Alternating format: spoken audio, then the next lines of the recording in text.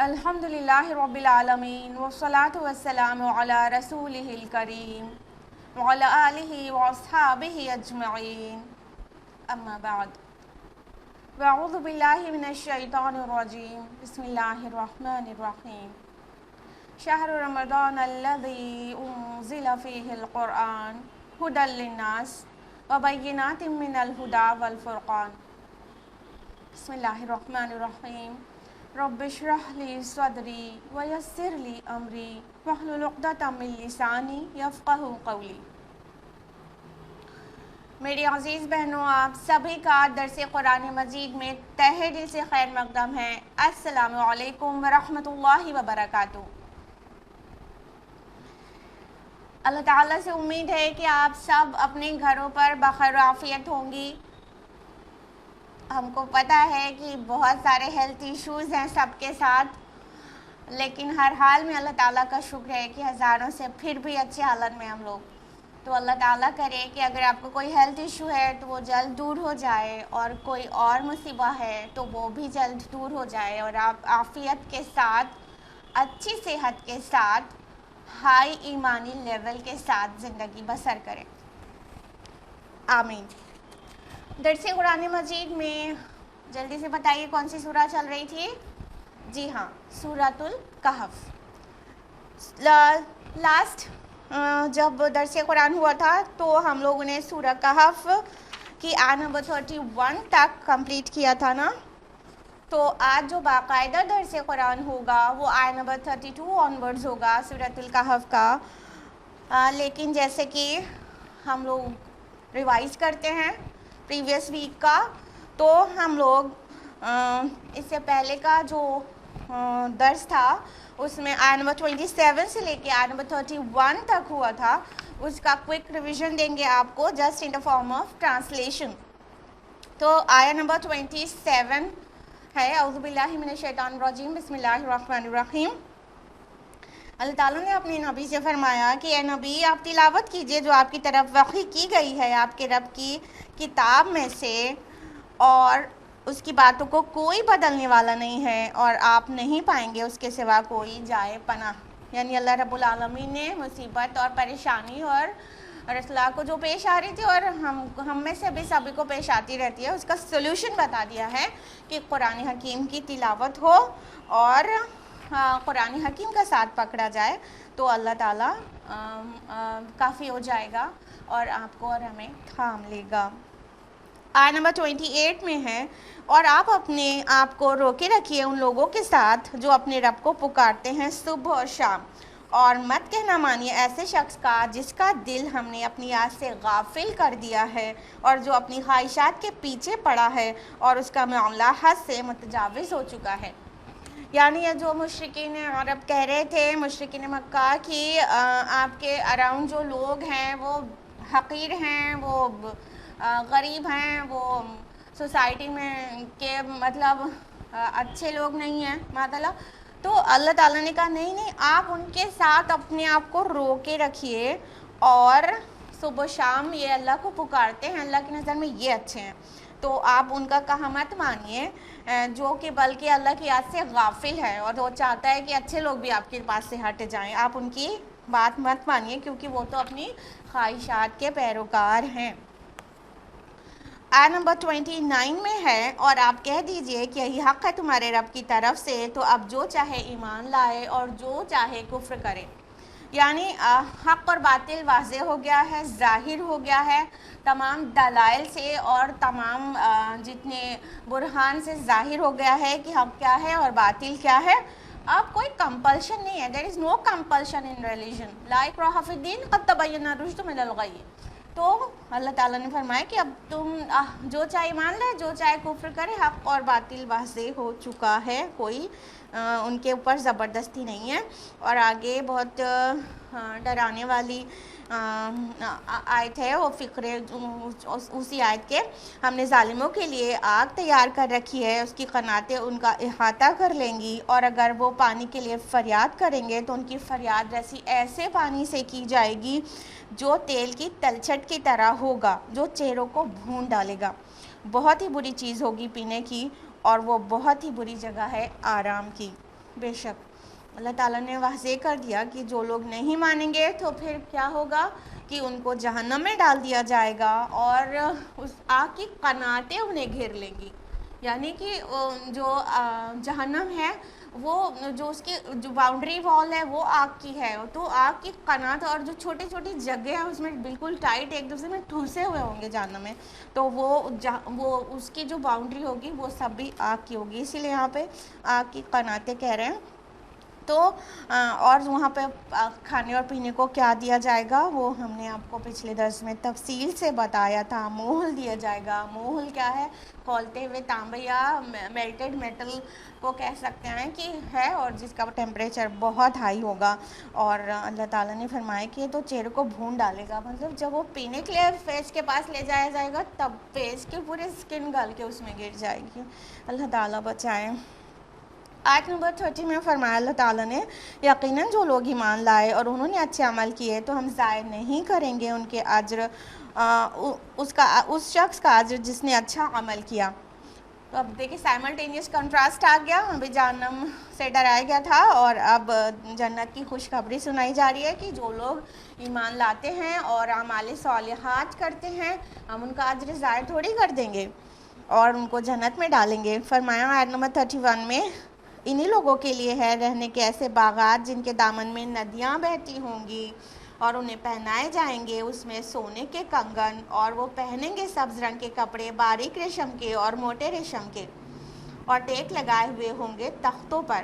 کیا ہی اچھا بدلہ ہوگا اور کیا ہی خوب آرام گاہ ہوگی۔ اللہم ربنا اجعلنا منہم، اللہ تعالیٰ ان میں سے بنائے جن کو یہ آرام گاہ ملے گی۔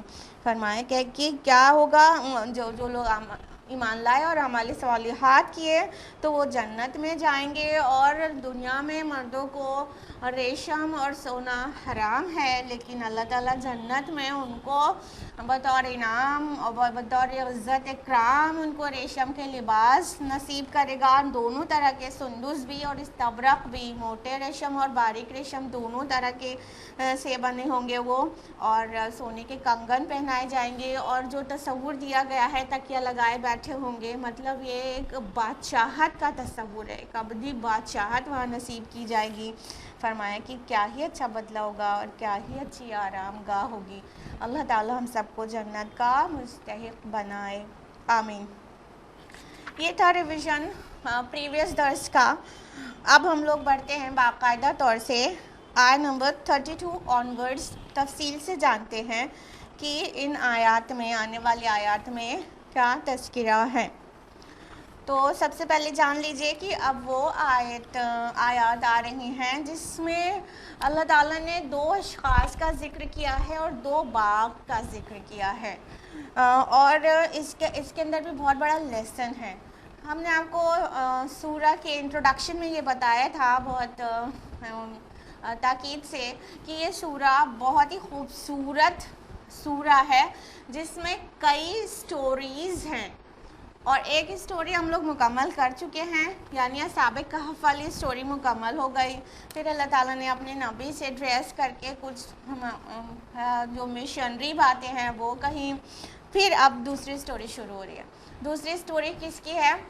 2 لوگوں کی ہے، جو ایک بندہ مومن ہے اور ایک ملحد ٹائپ کا انسان ہے جو مغرور ہے، جو مادہ پرست ہے، اور جس کو اللہ تعالیٰ نے جو مغرور ہے اس کو اللہ تعالیٰ نے بہت شاندار 2 باغ دیے تھے، تو وہ بجائے اس کے کہ وہ اللہ تعالیٰ کا شکر کرتا، وہ بھول گیا اللہ تعالیٰ کو، اور اس نے وہ سب کچھ جو اللہ نے اس کو عطا کیا تھا اس نے اپنی محنت اور اپنا ذاتی اس کو سمجھ لیا کہ میری محنت سے ملا ہے، میرے انٹلیکٹ کی وجہ سے ملا ہے اور میری کوششوں سے ملا ہے۔ تو یہ جب بھی انسان سمجھ لیتا ہے تو ظاہر بات ہے کہ وہ غرور میں مبتلا ہو جاتا ہے، تکبر میں، ایروگینس میں مبتلا ہو جاتا ہے، اور پھر اللہ تعالیٰ اگر چاہتا ہے تو دنیا میں بھی اسے پنش کرتا ہے، اور آخرت میں تو جنت میں جانے کو بھی نہیں ملے گا جس کے اندر تکبر رائی کے دانے کے برابر بھی ہے. تو اور دوسری طرف ایک بندہ ہے جو بندہ مومن ہے, اس کو اللہ تعالیٰ نے اس والے شخص کی طرح بہت ساری نعمتیں تو نہیں عطا کی تھیں, لیکن ایمان کی دولت دی تھی. وہ اپنے رب کو پہچانتا تھا, اس کو اپنے رب کی معرفت حاصل تھی. تو اس نے جو دونوں کا مکالمہ ہے, جو آپس میں دونوں کا کانورسیشن ہے, وہ بہت انٹرسٹنگ اور بہت انسپریشنل ہے. وہ ہمارے لیے ایک ایگزامپل سیٹ کرتا ہے کہ اللہ تعالیٰ جب عطا کرے تو کیا کرنا چاہیے, اور جب کوئی ہماری انسلٹ کرے تو ہمیں رسپانس میں کیا کرنا چاہیے. ٹھیک ہے, تو ہم لوگ اب اسٹارٹ کرتے ہیں چھوٹی سی تمہید کے بعد. آیت نمبر 32. اعوذ باللہ من الشیطان الرجیم, بسم اللہ الرحمن الرحیم. وَاضْرِبْ لَهُمْ مَثَلَ الرَّجُلَيْنِ. اے نبی صلی اللہ علیہ وسلم, آپ بیان کیجئے ان کے لیے دو اشخاص کی مثال. جَعَلْنَا لِأَحَدِهِمَا جَنَّتَيْنِ مِنْ أَعْنَابٍ وَحَفَفْنَاهُمَا بِنَخْلٍ. ان میں سے ایک کو ہم نے دیے تھے دو باغ انگوروں کے, اور ان دونوں کو گھیر دیا تھا ہم نے کھجوروں کے درختوں کے ساتھ. وَجَعَلْنَا بَيْنَهُمَا زَرْعًا. اور ہم نے ان دونوں کے درمیان کھیتی کا بھی انتظام کر رکھا تھا. اب اللہ تعالیٰ فرما رہے ہیں نبی صلی اللہ علیہ وسلم سے کہ اے نبی, اب ان لوگوں کے سامنے, یہ مشرکین مکہ کے سامنے اور اپنے مومن بھائیوں کے سامنے, یہ دو لوگوں کا قصہ بیان کر دیجئے. اس سے پہلے کہ ہم لوگ اس قصے کی تفصیل میں جائیں, اس کا کانٹیکسٹ تھوڑا سا اپنے مائنڈ میں ریوائز کر لیجئے. یہ جو سورہ نازل ہو رہی ہے مکہ کے اس دور میں, جو عرصہ دراز ہو گیا رسول اللہ کو دعوت پیش کرتے ہوئے, اور سامنے جو مشرکین ہیں جن کو دعوت دی جا رہی ہے وہ مان کر نہیں دے رہے, اور وہ کیا ہے, تکبر میں مبتلا ہیں. اللہ تعالیٰ نے انہیں جو کچھ عطا کیا, چاہے وہ ابو جہل ہو, چاہے وہ امیہ بن خلف ہو, یہ سارے لوگ ان کو اللہ تعالیٰ نے عطا کیا تھا. تو یہ بھی کیا تھے, یہ تکبر ان کے اندر آ گیا تھا, اور رسول اللہ صلی اللہ علیہ وسلم کی بات نہیں مان رہے تھے, حقیر سمجھ رہے تھے. اور رسول اللہ کے جو ساتھی ہیں, جو صحابہ آپ کے اراؤنڈ ہوتے تھے, تو ان کو چاہ رہے تھے یہاں پہ سے ہٹیں, تب وہ وائٹ کالر پیپل آ کے سنیں گے رسول اللہ کی باتیں. تو اللہ تعالیٰ نے اس اسنا میں یہ سورہ نازل کی, اور یہ واقعہ اس چیز کی تفصیلات بتا رہا ہے کہ دیکھو اس سے پہلے بھی کچھ لوگ تکبر میں مبتلا ہو چکے, اور ان کا انجام کیا ہوا, اور جو بندہ مومن ہے آخرکار اس کا ہی جو پریڈکشن تھا وہی صحیح ہو گیا. تو یہ جو مومنین ہے اور جو یہ ہمارا رسول ہے, اس کو انڈر اسٹیمیٹ بالکل مت کرو. تم جو اللہ تعالیٰ نے تم کو عطا کیا ہے کہ اس کو اللہ تعالیٰ کا شکر کرو اس پر, تو تمہارے لیے بہتر ہے. اور شکرانہ نعمت یہ بھی ہے کہ جو اس کا نبی آیا ہے اس کی دعوت پر لبیک کہو. تو یہ اس کا پس منظر ہے, جو یہ واقعہ ہم لوگ اب تفصیل سے جاننے جا رہے ہیں, یہ اس کا پس منظر ہے کہ جب یہ نازل ہوا تو صورتحال وہاں کی یہ تھی کہ وہ لوگ مان کر نہیں دے رہے تھے, کیونکہ ان کو بھی ایروگنس کی بیماری نے پکڑ لیا تھا. تو اللہ تعالیٰ فرما رہے ہیں, لیکن پلیز دھیان دیجیے گا کہ یہ صرف اس دور کے لیے نہیں آئی نا کہ آیات, یہ آج ہمارے لیے بھی ہے. یہ تو ہم نے آپ کو پس منظر اس لیے بتا دیا تاکہ جو سورہ کا جو تسلسل ہے وہ بہت اچھی طرح سے سمجھ میں آتا رہے, اور جو اس کا مقصد ہے, جو اس کی تعبیر خاص ہے, وہ بہت بہتر طریقے سے آپ کو سمجھنا ہے. ادروائز ہمارا وہ کہیں گے اور سنیں گے وہ اپنے اوپر ٹیسٹ کرتے ہوئے, اپنا تجزیہ کرتے ہوئے کہ ہم تو ایسی غلطی نہیں کر رہے ہیں, کیونکہ یہ جو کردار پیش کیے جا رہے ہیں, یہ جو بندہ مومن کا بھی ہے اور یہ جو مغرور بندے کا بھی ہے, یہ دونوں کردار نہ صرف وہ دو لوگ ہیں جو ہسٹری میں ہوئے تھے, بلکہ یہ لوگ ہمیشہ پائے جاتے ہیں, ہر دور میں پائے جاتے ہیں. ہمارے دور میں بھی ہیں, ہمارے اراؤنڈ بھی ہیں, بہت سارے ہیں نا, دونوں طرح کے لوگ. تو اب ہم لوگ دیکھیں گے کہ اس سے ہمیں اللہ تعالیٰ اس سیناریو میں کیا کہہ رہا ہے. اللہ تعالیٰ کہہ رہے ہیں کہ دو اشخاص ہیں, دو لوگ ہیں. رجلین ورڈ آیا نا, رجل مینس مین ہوتا ہے, اور یہ ڈوول ہے تو ٹو مین, ٹھیک ہے, دو مرد.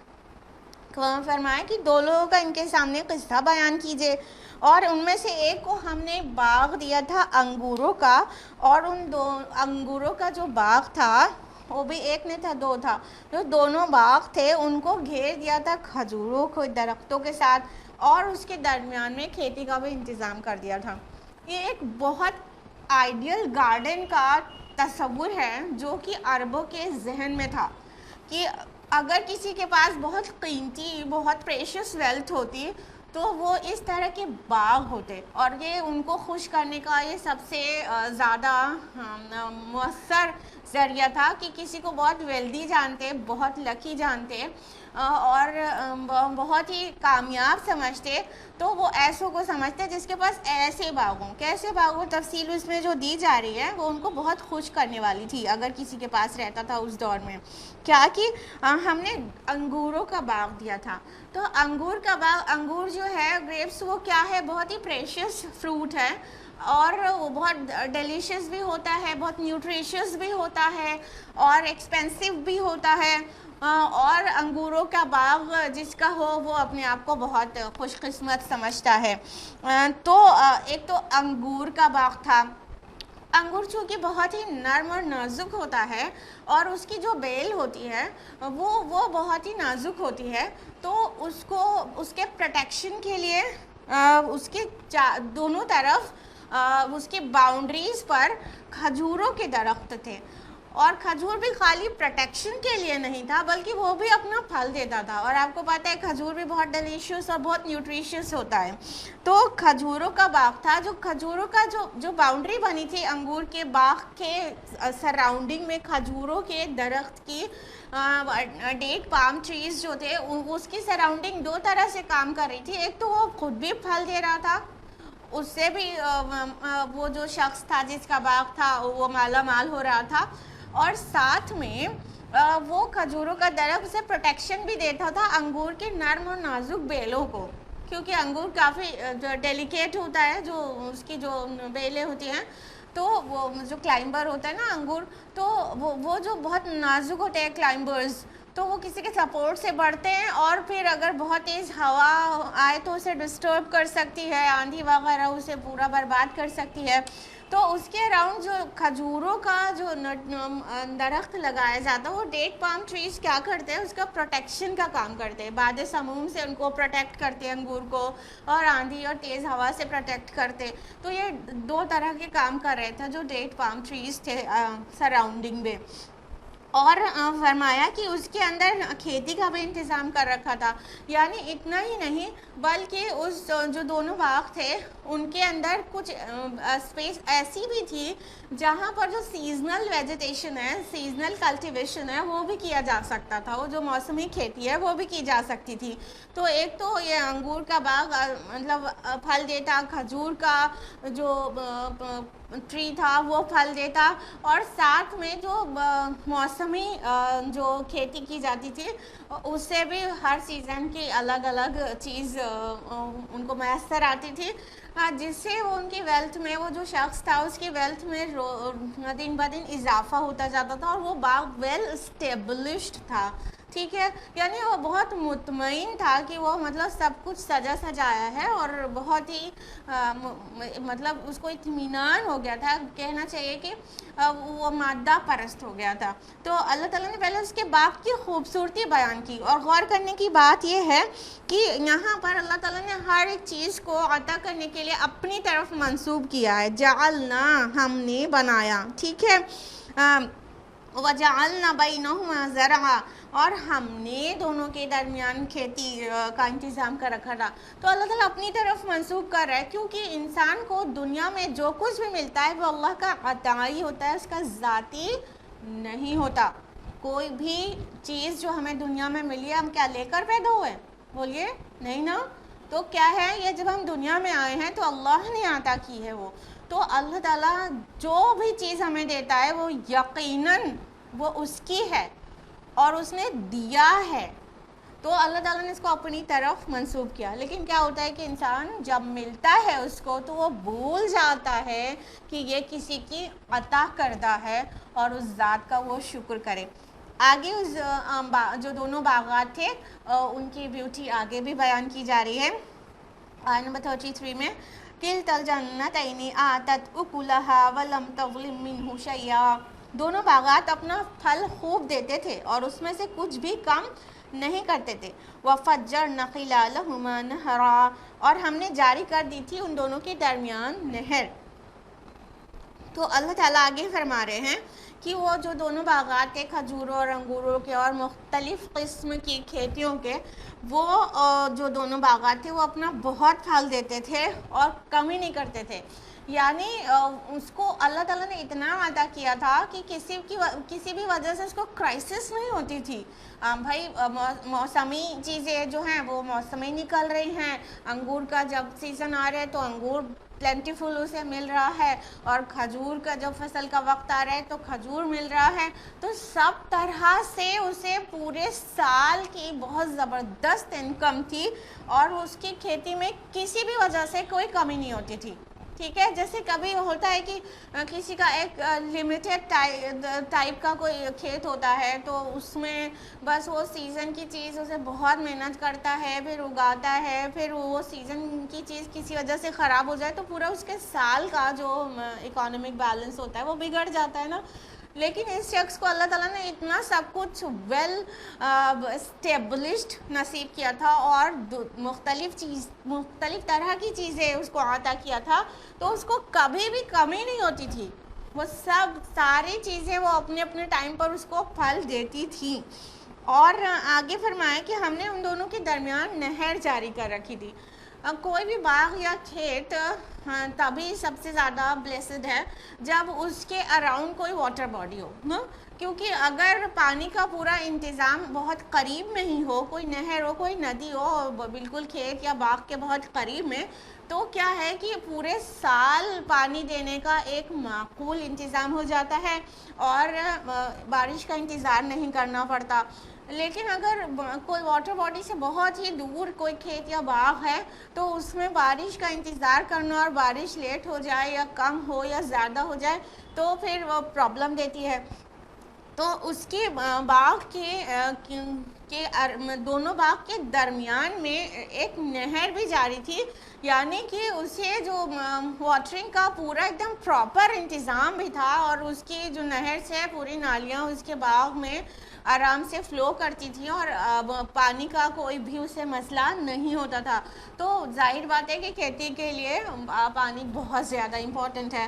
تو چونکہ نہر بھی تھی تو یہ ایک اور بلیسنگ تھی اللہ تعالیٰ کی اس کے اوپر، بہت بڑی بلیسنگ. تو ایک تو شاندار باغ، ایک نہیں دو باغ بھی کیسے بالکل آئیڈیل قسم کے باغ، اور پھر اس پہ ایک اور بڑی بلیسنگ کی واٹر باڈی بہت قریب، ایک نہر ان دونوں کے درمیان تھی کہ دونوں میں آرام سے واٹرنگ ہو جاتی تھی، کوئی مسئلہ نہیں ہوتا تھا. تو اتنی زیادہ بلیسنگز تھی اور وہ جو اپنا پھل لاتے تھے وہ بہت پورے سال مطلب کچھ نہ کچھ چیزوں سے اس کو پھل دیتے رہتے تھے اور اس میں پھل میں کمی بھی نہیں ہوتی تھی. یعنی کسی کا باغ اور جو کھیت ہے وہ کبھی کسی وجہ سے کمی دیتا ہے، جیسے پیسٹیسائڈ کا استعمال زیادہ کر لیا تو پرابلم ہو گئی، یا تو پھر بہت تیز دھوپ نکلنے لگی تو پرابلم ہو گئی. تو کسی طرح کی پرابلم اس کو فیس نہیں کرنی پڑ رہی تھی اور بہت ہی پروٹیکٹڈ اور ویل اسٹیبلشڈ اور ویل بلیسڈ اس کا باغ تھا. تو اس کی وجہ سے کوئی کمی اس کو نہیں ہوتی تھی. آیت نمبر 34 میں ہے وَكَانَ لَهُ ثَمَرٌ، اور اس کے لیے پھل بھی تھا. فَقَالَ لِصَاحِبِهِ وَهُوَ يُحَاوِرُهُ أَنَا أَكْثَرُ مِنْكَ مَالًا وَأَعَزُّ نَفَرًا. تو کہا اس نے اپنے ساتھی سے، اور وہ آپس میں گفتگو کر رہے تھے کہ میں تم سے بہت زیادہ ہوں مال میں اور بہت بڑھا ہوا ہوں نفری میں. اب کیا ہوا کہ اللہ تعالیٰ نے آگے فرمایا کہ اور اس کے لیے پھل بھی تھا. اب یہاں پہ ثمر، جو پھل ورڈ آیا ثمر، وہ کئی معنوں میں ہے نا. دیکھیں، ایک تو ثمر یہ ہے کہ باغ ہے تو ظاہر ہے اس کا جو پروڈکٹ ہوگا وہ ثمر ہی ہوگا، وہ پھل ہی ہوگا. ہاں، جو انگور کا اور جو کھجور کا اور جو بھی کھیتیاں ہیں تو وہ سب کا ثمر، وہ اس کا جو پھل ہے وہ اس کے لیے تھا. تو ثمر تو یہ سیدھا یہاں پہ یہ معنی دے ہی رہا ہے. لیکن اس سے بھی زیادہ اہم معنی یہ دے رہا ہے کہ اس ثمر جو گویا اولاد کی طرف اشارہ ہے، کیونکہ آگے اسے واضح ہوتا ہے اولاد کی طرف اشارہ. اللہ تعالیٰ نے اسے اولاد بھی نصیب کی تھی. ثمر جس طرح پھل کا پیڑ سے ریلیشن ہے، اسی طرح انسان کا اولاد سے ریلیشن ہے نا. پیڑ کا پروڈکٹ ہوتا ہے پھل، جس وجہ سے وہ لگایا گیا وہ اس کا پھل دیتا ہے، اور انسان کے آگے تسلسل چلتا ہے اولاد سے، تو وہ اولاد بھی ثمر ہی ہوتی ہے. تو مال کے ساتھ اولاد کا اکثر ہی ذکر ملتا ہے، تو یہ پھل اس کے اولاد بھی تھے. اور اینی کائنڈ آف ویلتھ بھی سمجھ سکتے ہیں کہ پھل مطلب اس سے بہت انکم ہوتی تھی، اور وہ انکم بھی اس کے لیے ثمر ہی تھی. تو یہ سبھی معنی کو سمیٹے ہوئے ہے یہ لفظ ثمر. تو اللہ تعالیٰ نے فرمایا اس کے لیے اس کا پھل بھی تھا، اس کا ثمر بھی تھا، یہ سبھی چیزیں اس کے پاس تھیں. تو اس نے اپنے ساتھی سے، مطلب وہ جو بندہ مومن تھا، اس سے گفتگو کی. کیا کی؟ اس نے مطلب وہ تکبر میں مبتلا ہو گیا. اس نے کہا میں بہت زیادہ ہوں مال میں اور بہت بڑھا ہوا ہوں نفع میں. کہ اس نے سامنے والے کو حقیر بتایا اور کہا کہ میں تمہاری طرح تھوڑی ہوں، میں تو تم سے بہت زیادہ ہوں مال اور اولاد اور مطلب ابنڈنس میں، ہر اچھی چیزوں کے، ہر پازیٹیوز کے، ہر مطلب ویلتھ کے، ایسٹس کے ابنڈنس میرے پاس ہے، اور تمہارے پاس نہیں ہے. میں تم سے بہت آگے ہوں اور مجھے بہت کچھ ملا ہے. یہ کیا تھا؟ وہ ایروگنس تھا، یہ تکبر تھا. وہ کیونکہ جب انسان کو اللہ تعالیٰ کچھ عطا کرتا ہے تو وہ بھول جاتا ہے کہ وہ اللہ تعالیٰ کا عطا ہی ہے، بلکہ وہ سمجھنے لگتا ہے کہ یہ میں نے محنت کی ہے. مان لیجیے باغ ہے، باغ کا مالک ہے، تو اس کو لگنے لگتا ہے کہ میں اس کے ساتھ دنوں رات محنت کرتا ہوں، میں نے اتنا سٹاف رکھا ہے، میں نے اتنے لوگ اس کی حفاظت کے لیے رکھا ہے، اس کی کاشتکاری کے لیے رکھا ہے، اور میں نے جو ہے پانی کا ارینجمنٹ کر رکھا ہے، میں نے یہ، میں نے وہ، میں انا ٹھیک ہے. تو انسان سمجھنے لگتا ہے کہ میری کوششوں کا ثمرہ ہے. بات یہاں باغ اور باغ کے مالک تک نہیں ہے. آج دیکھیے آپ کو ایسی مادہ پرستانہ سوچ آپ کے اراؤنڈ ہر طرف مل جائے گی کہ کسی کا گاڑی ہے، بنگلو ہے، اور بہت ساری مال و دولت ہے، اور ویل اسٹیبلشڈ بزنس ہے. تو وہ انسان بالکل مغرور ہو جاتا ہے. وہ سوچتا ہے یہ بزنس میں نے اپنا خون پسینہ بہایا ہے، اور میں نے بہت محنتیں کی ہیں، اور میں بہت ذہین ہوں، یہ میرے انٹلیکٹ کا ثمرہ ہے، یہ میں اپنی عقل سے پلان کرتا ہوں تب یہ اتنی پروڈکٹیوٹی ہوتی ہے.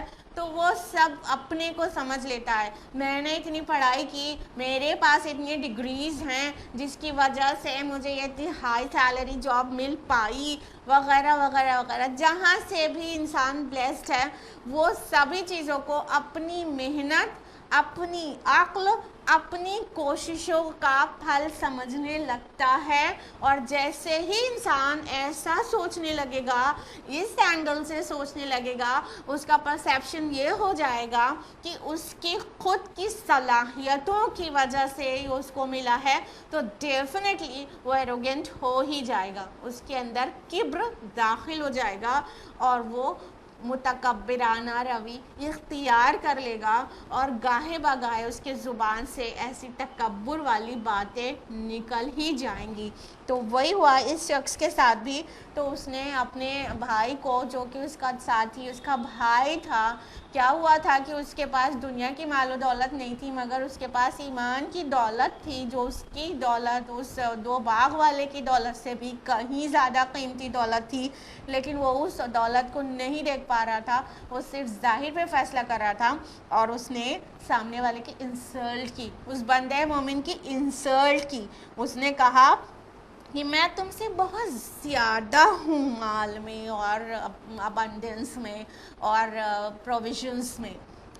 آگے فرمایا آیت نمبر 35 میں، وَدَخَلَ جَنَّتَهُ وَهُوَ ظَالِمٌ لِنَفْسِهِ، اور وہ داخل ہوا اپنے باغ میں اس حال میں کہ وہ اپنی جان پر ظلم کر رہا تھا.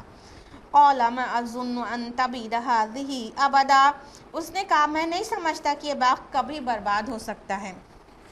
اب یہ دونوں یہ باتیں کرتے ہوئے باغ کے اندر داخل ہوئے تو اللہ تعالیٰ نے فرمایا کہ وہ اس حال میں داخل ہوا تھا کہ اپنی جان پر ظلم کر رہا تھا، کیونکہ آگے جو ہونے والا تھا آگے جو ہونے والا تھا وہ اللہ تعالیٰ کو معلوم تھا نا کہ ابھی اس کے منہ سے کیا بات نکلی ہے، اس کے نتیجے میں اس کے ساتھ کیا ہونے والا ہے۔ ہاں ابھی سب بالکل لٹ کے برباد ہونے والا ہے، تو وہ اپنی جان پہ ظلم کر رہا تھا، اللہ تعالیٰ کو معلوم تھا۔ فرمایا کہ اس نے کہا کہ میں نہیں سمجھتا کہ یہ کبھی برباد ہو سکتا ہے۔ یہ ہے ٹیپیکل مٹیریلزم کی تھاٹ، ٹھیک ہے۔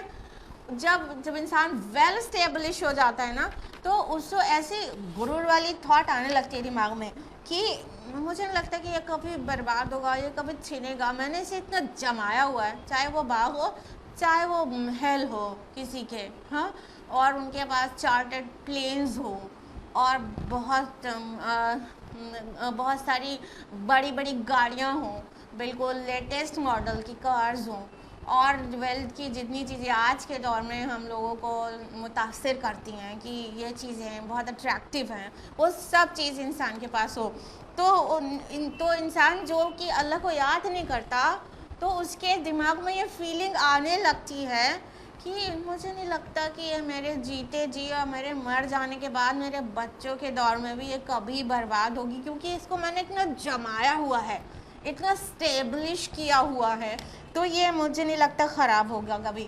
تو یہ بالکل جو ٹیپیکل جو ہے مٹیریلسٹک تھاٹ ہے کہ جو مادے پہ توکل کر لیا گیا، یہ کبھی خراب ہی نہیں ہوگا، کبھی لوٹے گا ہی نہیں، کبھی برباد نہیں ہوگا، کیونکہ میں نے سو ایفرٹس کی ہیں اس کے ساتھ۔ تو اس نے کہا مجھے نہیں لگتا یہ کبھی خراب ہوگا۔ ایسی باتیں زبان سے مغرور لوگوں کے نکل جاتی ہیں۔ آیت نمبر 36 میں ہے وَمَا أَظُنُّ السَّاعَةَ قَائِمَةً، اور میں یہ گمان نہیں کرتا کہ قیامت قائم ہونے والی ہے۔ وَلَئِن رُدِدتُّ إِلَىٰ رَبِّي لَأَجِدَنَّ خَيْرًا مِّنْهَا مُنقَلَبًا، اور اگر مجھے لوٹا ہی دیا گیا اپنے رب کی طرف تو میں لازماً پاؤں گا اس سے بھی بہتر پلٹنے کی جگہ۔ اب دیکھیے ابھی تک تو وہ مطلب تکبر کی باتیں دنیاوی مال وغیرہ کے متعلق کر رہا تھا، یعنی اس کے اندر ایروگنس تھا اور وہ مٹیریلسٹک تھا، وہ انتہائی مادہ پرست انسان تھا اور اس نے مادے پر توکل کر لیا تھا، اور وہ یہ بھول گیا تھا کہ مادہ پرستی بھی کیا ہے، ایک بہت بڑا شرک ہے۔ آگے جو بات آئے گی، جو شرک لفظ آئے گا نا، وہ اس بات کی دلالت کر رہا ہے کہ یہاں پہ اس نے شرک اللہ تعالیٰ کے ساتھ کسی کو ایسوسیٹ نہیں کیا۔ پوری کانورزیشن میں آپ دیکھیں کہ اب اس نے یہ کہیں پہ بھی نہیں کہا کہ مطلب میرے رب کے ساتھ کوئی اور بھی شریک ہے، مطلب وہ کسی اور کی بھی پوجا عبادت کرتا ہو، لیکن پھر بھی ابھی آپ آگے دیکھیں گے شرک لفظ آئے گا تو کیسے آئے گا، کیونکہ یہ بھی مادہ پرستی جو ہے وہ بہت بڑا شرک ہے، اور وہ اس دور میں چاہے کم رہی ہو، لیکن آج کے دور کا سب سے بڑا شرک، بگیسٹ شرک، وہ کیا ہے؟ مادہ پرستی، مٹیریلزم، بگیسٹ شرک ہے آج کے دور کا۔ وہ دور گیا جب سب سے بڑا شرک بت پرستی ہوتا تھا، ستارہ پرستی ہوتا تھا، سورج پرستی ہوتا تھا۔ Time has gone. ابھی جو ٹائم چل رہا ہے وہ کیا ہے کہ مٹیریلسٹک تھاٹ سب کے پاس ہے، وہ بھی تولا تولا ماشا ماشا سب کے پاس ہے۔ سب لوگ کہیں نہ کہیں مادے پہ توکل کر رہے ہیں اور کہیں نہ کہیں ایروگنٹ ہو رہے ہیں، اور وہ حدیث ہم لوگوں کو خوب اچھی طرح سے یاد رکھنی چاہیے۔ صحیح مسلم کی حدیث ہے، اللہ کے نبی صلی اللہ علیہ وسلم فرماتے ہیں کہ جس کے دل میں رائی کے دانے کے برابر بھی تکبر ہوگا وہ جنت میں نہیں جائے گا۔ رائی کے دانے برابر بہت ڈرنے والی بات ہے کہ اگر اتنا چھوٹا سا، رائی کے دانے کی مثال اس لیے دی گئی کہ بہت ہی چھوٹا سا، بہت ہی ذرا سا، بہت ہی کم، ایک دم چھوٹا سا بھی مطلب تکبر کا ایک مادہ ہوگا کسی کے دل میں تو وہ بھی جنت میں نہیں جائے گا. تو اس کے اندر تکبر تھا اور تکبر کے ساتھ ساتھ کیا تھا؟ مادہ پرستانہ سوچ تھی اس کی، اس نے مادے پر توکل کر لیا تھا. تو پریویس آیاز میں ہم لوگوں نے جانا کہ کس طرح وہ مادہ پرستی کر رہا تھا. اب اس آیت میں یہ واضح کیا جا رہا ہے کہ وہ کہیں نہ کہیں ملحد تھا، وہ قیامت پر اور آخرت پر یقین نہیں کرتا تھا. اب دیکھیے جو انداز ہے وہ کیا ہے، مجھے نہیں لگتا، میں نہیں گمان کرتا کہ قیامت کوئی آنے والی چیز ہے، یہ سب ڈھکوسلے ہیں. ٹھیک ہے، ڈھکوسلے. یہ تم ملاؤں کے، وہ جو اپنے ساتھی سے بات کر رہا تھا گویا اس کو ملا سمجھ رہا ہوگا، تم ملاؤں کی سوچ ہے، یہ تم لوگوں کے مطلب تصورات ہیں. مجھے نہیں لگتا کہ یہ کبھی بھی سب دنیا اجڑے گی اور کبھی بھی کوئی سوال و جواب ہوگا. لیکن بات یہی ختم نہیں ہوئی، وہ اس نے آگے کہا کہ اگر مان لو بالفرض مجھے لوٹایا بھی گیا اپنے رب کی طرف تو میں لازماً اس سے بہتر پاؤں گا وہاں پہ بھی. یعنی پہلی بات تو اسے قیامت کا یقین نہیں تھا، ایمان بھی نہیں کے برابر تھا، یقین تو تھا ہی نہیں. تو اور پھر اس نے کہا کہ مان لو اگر تمہاری just for sake of argument یہ ہونا بھی ہے، اگر ہوا بھی، ایک ہلکا سا اسے خیال ہوگا کہ ہو بھی سکتا ہے، تو اگر ہوا بھی تو میں وہاں پہ بھی اپنے رب کے پاس اس سے بہتر پاؤں گا. اب کیا ہے کہ یہ الا ربی، میرے رب کے پاس، میرے رب کی طرف، تو اس سے پتہ چل رہا ہے رب کو مطلب خدا کو مانتا تھا نا، یہ ایک دم سے بالکل بڑا کافر نہیں تھا. لیکن وہ کیا تھا کہ خدا کو صرف ایک وجود کی حیثیت سے مانتا تھا، پورے رب کی حیثیت سے نہیں مانتا تھا. اللہ تعالیٰ کی ساری صفات کے ساتھ ایمان نہیں لایا تھا. یعنی اللہ تعالیٰ پہ صرف یہی نہیں ایمان لانا ہے کہ اللہ تعالیٰ نے پیدا کیا ہے اور اس کی طرف پلٹ کر جانا ہے، بلکہ یہ بھی ایمان لانا ہے کہ میرا پروردگار وہی ہے، وہ میرا خالق بھی ہے اور رب بھی ہے، رازق بھی ہے، اور اس کی صفات یہ بھی ہیں کہ وہ القادر ہے، ہر چیز پر قدرت رکھتا ہے، قادر مطلق ہے، الحکیم ہے. وہ تمام جو اللہ تعالیٰ کی صفات ہیں ان کے ساتھ اللہ تعالیٰ پر ایمان لانا ہے، تب جا کے کوئی مومن ہوتا ہے. اور ایسے نہیں ہو جاتا کہ اللہ تعالیٰ کے وجود کو خالی تسلیم کر لے کہ ہاں گاڈ ڈز ایگزسٹ نا، خالی یہ کوئی مان لے کہ اللہ موجود ہے تو وہ مومن نہیں ہو جاتا ہے. وہ اس نے کہا اگر مان لو تم جو مانتے ہو کہ قیامت آئے گی، حساب و کتاب ہوگا، مان لو اگر یہ صحیح بھی ہے اور میں اپنے رب کی طرف لوٹایا بھی گیا تو وہاں پہ بھی اس سے بہتر پاؤں گا. اب یہ سوچ کہاں سے آئی؟ یہ سوچ یہاں سے آئی جو نہ صرف اس کی تھی، آج کے دور میں بھی بہت لوگوں کی ہے. کیا کہ وہ دنیا میں جو اللہ تعالیٰ نے نوازا ہے نا، وہ اس کو جو ہے اللہ تعالیٰ کی رضا اور اللہ تعالیٰ کے خوش رہنے کا ایک سمبل سمجھتے ہیں. وہ سمجھتے ہیں کہ اللہ مجھ سے راضی ہے تبھی تو اس نے مجھے اتنا نوازا ہے، اگر وہ مجھ سے راضی نہیں ہوتا تو میں بھی ایسے ہی جوتیاں چٹ کھاتا پھرتا نا. کیونکہ جو نیک اور دیندار ہوتا ہے تو ان میں سے دیکھو بہت لوگ ایسے ہوتے ہیں جو بہت غریبی سے زندگی گزر کر رہے ہوتے ہیں، بہت لیمیٹڈ ریسورسز میں اپنی لائف کو چلا رہے ہوتے ہیں. تو یہ لوگ سمجھتے ہیں جن کو اللہ تعالیٰ نے دنیا میں بہت کچھ نوازا ہے، وہ کیا سمجھنے لگتے ہیں کہ اللہ تعالیٰ میرے عقیدے، میری سوچ، میرے طریقے سے زیادہ خوش ہے، تبھی تو اس نے مجھے دنیا میں اتنا نوازا ہے اور اس سے راضی نہیں ہے. بلکہ کیونکہ اگر ان سے راضی ہوتا تو یہ اس طرح سے مطلب پریشان حال تو نہیں ہوتے، اللہ تعالیٰ ان کو نوازتا دنیا میں بھی. تو یہ سوچ وہاں سے آتی ہے کہ انسان سمجھتا ہے کہ دنیا میں جو اللہ نے دیا ہے وہ اس کے رضا اور اس کے خوش ہونے کا سمبل ہے، جو کہ بالکل ہی غلط ہے، جو بالکل ہی غلط بات ہے. دنیا میں جو اللہ تعالیٰ عطا کرتا ہے وہ اس بات کی دلیل نہیں ہے کہ اللہ اس سے راضی ہے اس لیے عطا کیا ہے. دنیا میں اللہ مومن کو بھی عطا کرتا ہے، کافر کو بھی عطا کرتا ہے. انفیکٹ آخرت میں اللہ تعالیٰ جس کو عطا کرے گا وہ صرف وہ لوگ ہوں گے جن سے اللہ راضی ہے. دنیا میں کسی کی غریبی، کسی کی فقیری اس بات کا سمبل نہیں ہوتی کہ اللہ اس سے ناراض ہے، اس لیے وہ پریشان حال ہے. دنیا میں کسی کے پاس بہت بڑی بڑی کارز اور بہت بڑے شاندار بنگلو اس بات کا سمبل نہیں ہوتے کہ اللہ اس سے راضی ہے.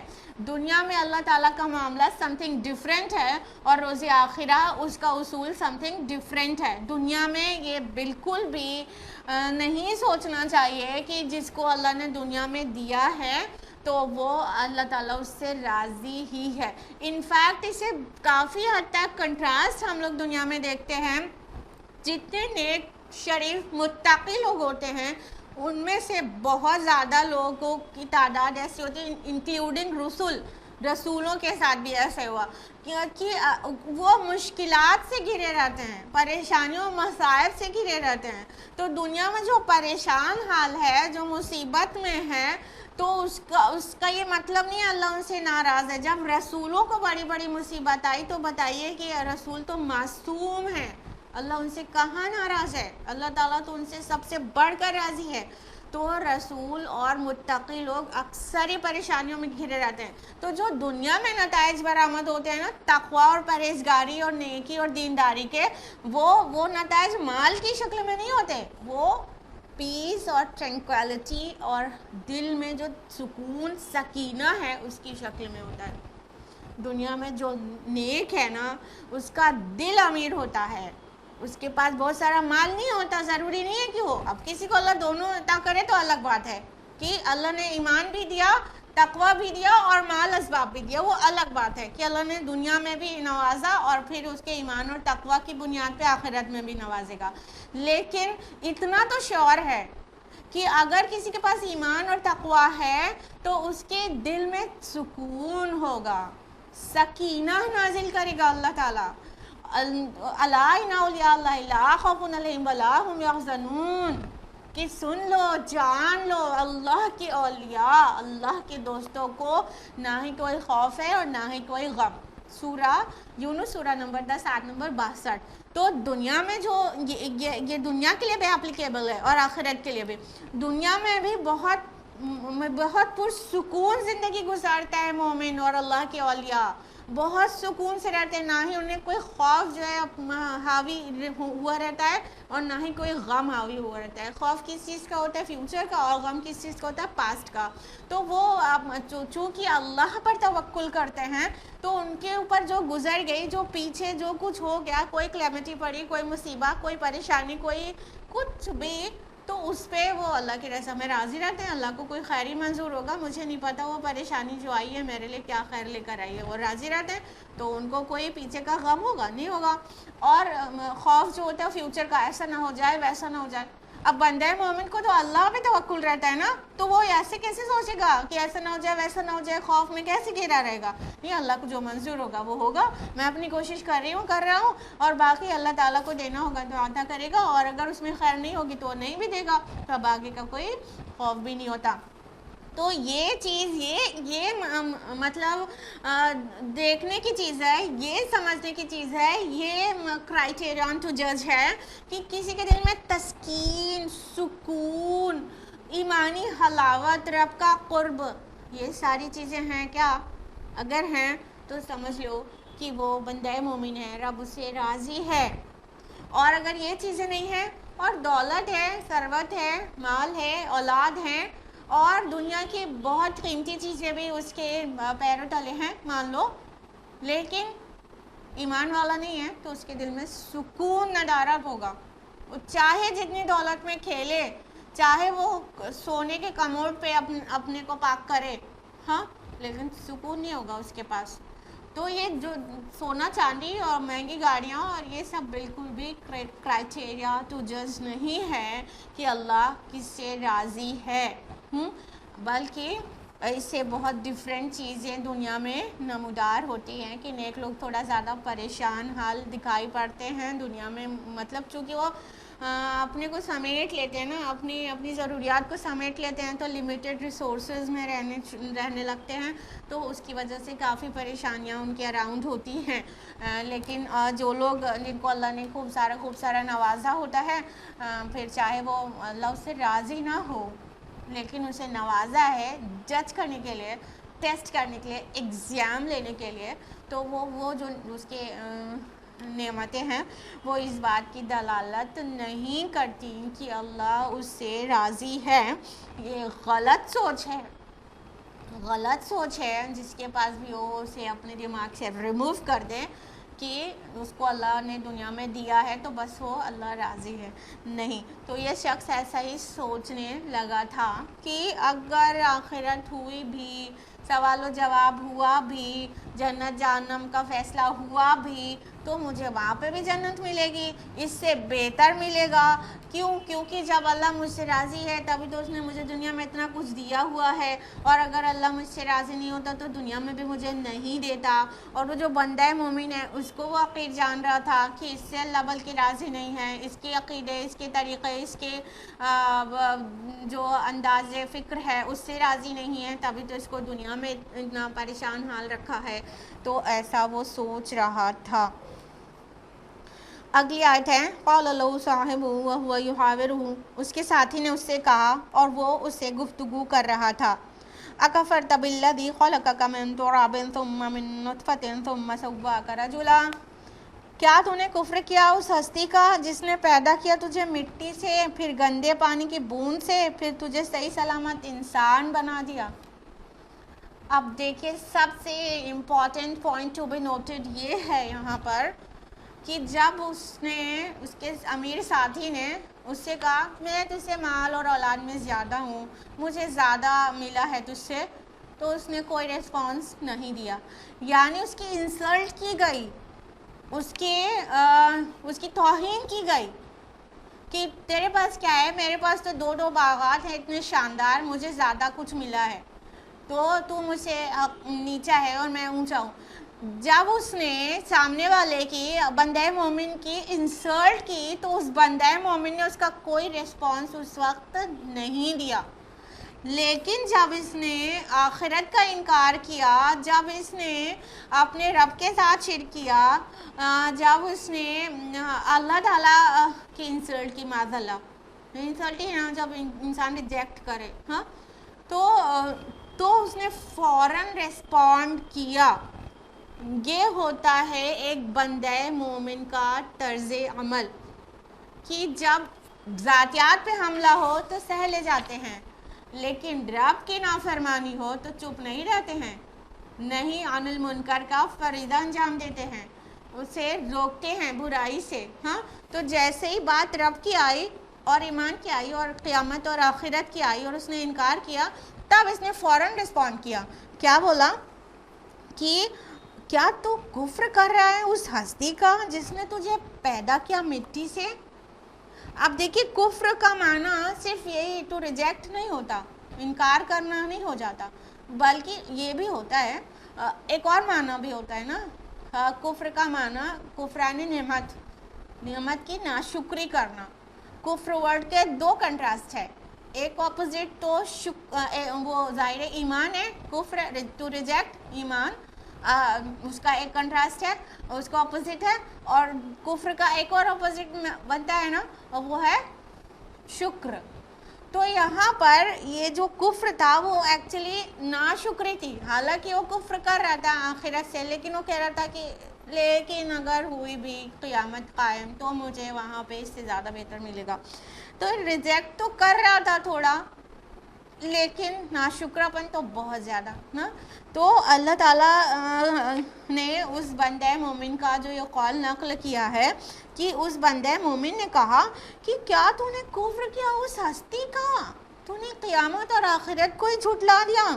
ابھی دیکھیے رب کا کفر کے الفاظ یہاں پہ باقاعدہ طور سے نہیں ہے، لیکن جو آخرت کا انکار کرے وہ رب کا ہی انکار کر رہا ہے، کیونکہ اللہ تعالیٰ کی جو صفت عدل ہے اس کا تقاضا ہے یہ کہ اللہ تعالیٰ حساب و کتاب لے سب کا، یہاں اچھے برے سب برابر ہو جائیں تو پھر وہ عادل نہیں ہوا نا. تو یہ رب کی ایک صفت کا بہت بڑا انکار ہے، آخرت کا انکار. تو یہ اللہ کا ہی انکار ہے، اللہ کا ہی ریجیکشن ہے.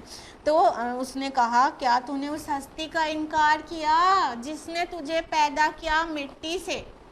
تخلیق بعید کیا ہے ہر انسان کی؟ مٹی سے ہے. تخلیق جو تخلیق قریب ہے وہ کیا ہے؟ نطفے سے، ڈراپ آف اسپرم سے نا. تو اس نے کہا کیا تو انکار کر رہا ہے کہ اللہ تعالیٰ نے تجھے مٹی سے پیدا کیا، پھر نطفے سے، حقیر پانی کی بوند سے، ایسے گندے پانی سے جو کپڑوں کو لگ جائے تو کھرچنا پڑ جائے اور دھونا پڑ جائے.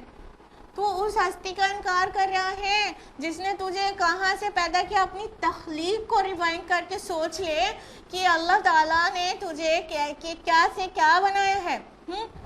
پہلے انسان مٹی تھا. مٹی ان دا سینس کیا؟ آدم علیہ السلام کو جو پیدا کیا گیا وہ مٹی سے پیدا کیا گیا. تو ساری اولاد آدم کے اندر جو پوٹینشیل ہے، جو مین مادہ ہے وہ مٹی ہی ہے. ہم نے بولا نا تخلیق بعید سب کی مٹی سے ہی ہے. اور آج بھی سائنس اس بات کو پروو کر رہی ہے کہ ہر انسان کے جو باڈی کے جو ایلیمنٹس ہیں وہ کم و بیش مٹی کے بھی جو ایلیمنٹس ہیں وہ سیم ہے. ہاں، تو ہماری تخلیق مٹی سے ہوئی ہے، تبھی یہ پاسبل ہوا نا کہ جو سوائل کے ایلیمنٹس ہیں وہ کیلشیم، پوٹیشیم، میگنیشیم، فاسفورس، وہ سارے ایلیمنٹس ہماری باڈی میں بھی پائے جاتے ہیں، وہ آلموسٹ سملر ریشو میں. تو اور آپ دیکھیے کہ انسان مر جاتا ہے تو مٹی میں ہی دفنا دیا جاتا ہے اور پھر اس کی باڈی ڈس انٹیگریٹ ہو کر پھر اسی مٹی میں مل جاتی ہے. یعنی اس کے سارے باڈی کے ایلیمنٹس جو ہے ڈس انٹیگریٹ ہو جاتے ہیں اور پھر وہ سوائل کو فرٹائل بناتے ہیں، پھر سے اسی میں مدغم ہو جاتے ہیں، سوائل میں، مٹی میں. تو اللہ تعالیٰ نے اس بندہ مومن کی زبان سے یہ نکلوایا کہ تو تیری تخلیق تو مٹی سے ہوئی ہے. کتنی حقیر ہوتی ہے مٹی، کوئی قیمت بھی نہیں ہوتی نا. اور پھر گندے پانی سے، نطفے سے، ڈراپ آف اسپرم سے، اتنے حقیر چیز سے، یعنی تخلیق قریب جو ہے وہ تیری کیا ہے؟ نطفے سے ہے. اتنی گندی چیز سے جسے کراہت محسوس ہوتی ہے، اس سے تیرے رب نے تجھے پیدا کیا اور پھر صحیح سالم پورا کا پورا انسان بنا دیا. یہ پوری چیز اللہ تعالیٰ اپنے اون ورڈز میں جو کہتے ہیں. تو سورہ مؤمنون میں آپ کو بہت جگہ ملے گا. سورہ مؤمنون کے آیت نمبر 12 اور 13 میں ملے گا نا، وَلَقَدْ خَلَقْنَا الْإِنسَانَ مِنْ سُلَالَةٍ مِنْ طِينٍ، کہ ہم نے انسان کو مٹی کے سط سے پیدا کیا ہے.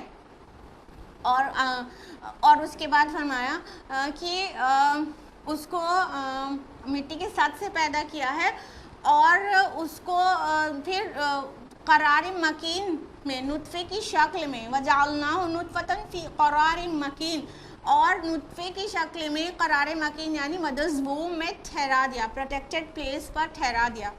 پھر آگے آیت نمبر 14 میں پورا ایمبریولوجیکل اسٹیجز ہے جو فیٹس کی ہوتی ہے، ایمبریو کی، وہ پوری اسٹیجز ہیں کہ انسان کس طرح سے بنا مدرز ووم میں. تو یہاں پر اس بندے مومن کی زبان سے بھی یہی نکلا کہ تجھے تیرے رب نے مٹی سے بنایا، پھر نطفے سے بنایا. پھر دیکھ کیسا صحیح سالم انسان بن گیا. کتنا ڈفرینس ہے تینوں چیزوں میں، مٹی، ڈراپ آف اسپرم اور وہ انسان، کتنا ڈفرینس ہے. تو انسان اپنے کو طاقتور سمجھ رہا ہے، اپنے کو انٹلیکچوئل سمجھ رہا ہے، اپنے کو بہت قابل، عاقل اور باصلاحیت سمجھ رہا ہے. وہ کیا تھا؟ اپنی تخلیق پر ہی غور کر لے تو اب تکبر دل سے غائب ہو جائے، نکل جائے کہ میری تخلیق اتنی حقیر ہوئی ہے اور الٹیمیٹلی مجھے پھر سے وہی بن جانا ہے. وہ میرے پوری باڈی ڈس انٹیگریٹ ہو کر، میری عقل غائب ہو کر، میرا دماغ جو ہے، برین جس پر اتنا پھول رہا ہے، وہ سب کچھ پھر مٹی میں ہی مل جانا ہے. تو فرمایا کہ دیکھ تیری تخلیق کیسے تیرے رب نے کی ہے. آگے فرمایا آیت نمبر 38 میں، لیکن هو اللہ ربی ولا اشرک بربی احدا، لیکن میں تو مانتا ہوں کہ وہ اللہ میرا رب ہے اور میں اپنے رب کے ساتھ کسی کو شریک نہیں ٹھہراتا. تو اس بندے مومن نے کیا کہا؟ آگے کہا کہ اللہ میرا رب ہے، میں انکار نہیں کرتا اپنے رب کا اور کسی کو شریک نہیں کرتا. اب دیکھیں یہاں پہ بندہ مومن کی زبان سے بھی ورڈ شرک آیا اور ابھی یہ جو جو متکبر شخص ہے وہ بھی الٹیمیٹلی کہے گا کہ کاش میں نے اپنے رب کے ساتھ شرک نہ کیا ہوتا نا. تو یہ شرک کہاں سے آیا؟ پورے سیکوینس میں آپ دیکھ لیجئے پریویس آیاز میں کہیں پہ بھی اس شخص نے ایسا منشن کچھ بھی نہیں کیا ہے کہ نہیں دیوی دیوتا ہیں یا میں سورج کی پوجا کرتا ہوں، کچھ بھی نہیں، ایسا کہیں پہ بھی نہیں ملتا. پھر بھی کیا ہے، یہ جو کفر ہے، آخرت کا انکار جو ہے وہ بھی شرک ہے، اور شرک مادہ پرستی ہے. اور ہم نے آپ کو بتایا آج کے دور کا سب سے بڑا شرک مادہ پرستی ہے. اس شخص نے مادہ پرستی کا شرک کیا تھا تو بندہ مومن نے کیا کہا کہ میں شرک نہیں کرتا، تو نے شرک کیا ہے. اور اللہ کے رسول صلی اللہ علیہ وسلم کی حدیث سے بھی اس کا پورا بات کی تائید ہو جاتی ہے. صحیح بخاری کی حدیث ہے، اللہ کے نبی نے فرمایا تعس عبد الدینار تعس عبد الدرہم، کہ دینار کا بندہ ہلاک ہو، درہم کا بندہ ہلاک ہو. اب کیوں کہا جا رہا ہے درہم و دینار کا بندہ؟ کیوں کہا جا رہا ہے؟ کیا اس کی عبادت کرتا ہے درہم و دینار کے انسان؟ نہیں. سینے میں جو اس کی محبت ایسے جگہ جما لیتی ہے جیسی جگہ اللہ کی ہونی چاہیے، تو یہ ہے اس کی عبادت. براہیمی نظر پیدا مگر مشکل سے ہوتی ہے، ہوس چھپ چھپ کے سینے میں بنا لیتی ہیں تصویریں.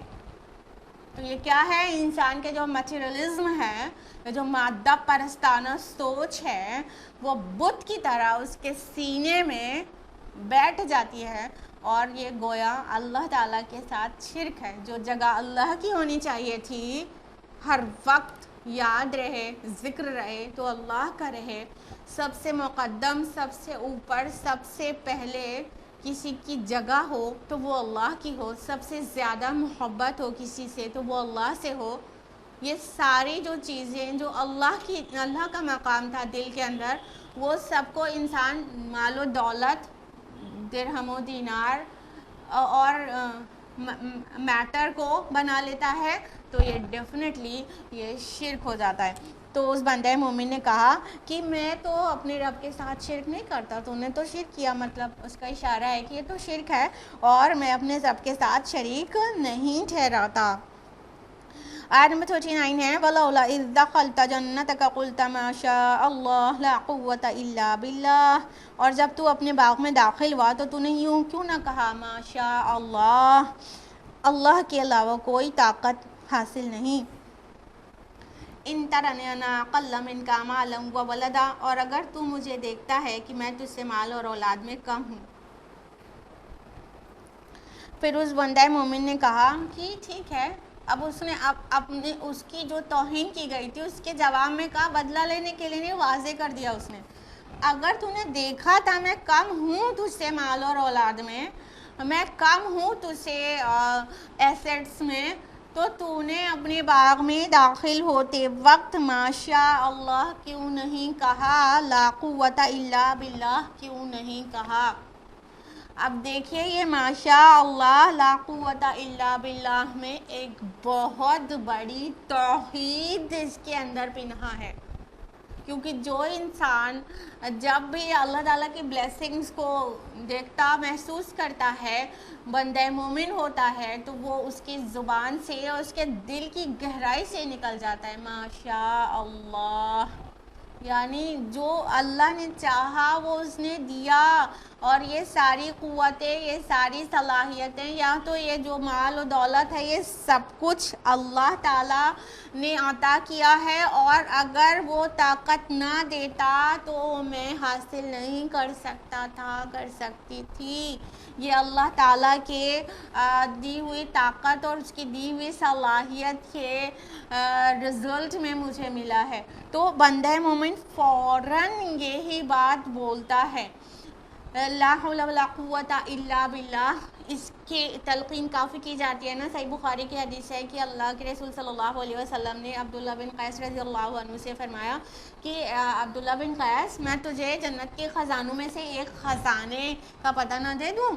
تو ان صحابی نے کہا عبداللہ بن قیس رضی اللہ عنہ نے کہ یا رسول اللہ ضرور. تو رسول اللہ صلی اللہ علیہ وسلم نے فرمایا کہ تم کہا کرو لا حول ولا قوت الا باللہ. کہ کوئی بھی طاقت نہیں، کوئی بھی قوت نہیں سوائے اس کے جو اللہ دے دے. اللہ کی یعنی یہ جو بھی کچھ دیا گیا ہے وہ اللہ کی طرف سے ہے، اور اللہ تعالیٰ ہی نہ دیتا تو مجھے حاصل نہیں ہو سکتا تھا. یہ دل کی توحید ہے جو زبان تک آ جاتی ہے، اور اگر دل میں توحید نہ ہو تو زبان پہ کیا آتا ہے؟ مجھے تو تم سے بہتر نوازا گیا ہے، مجھے تو یہ ملا ہے، مجھے تو نہیں لگتا کہ کبھی بھی برباد ہوگا. تو دل میں اگر مادہ پرستی ہوتی ہے، مادہ پرستی کا بت دل کے اندر بٹھایا ہوتا ہے، تو زبان سے یہ سب نکلتا ہے کہ میں اور میں. اور دل میں ایمان ہوتا ہے، تقویٰ ہوتا ہے، رب کی معرفت ہوتی ہے، تو کیا نکلتا ہے؟ ماشاء اللہ لا قوت الا باللہ، یہ نکلتا ہے.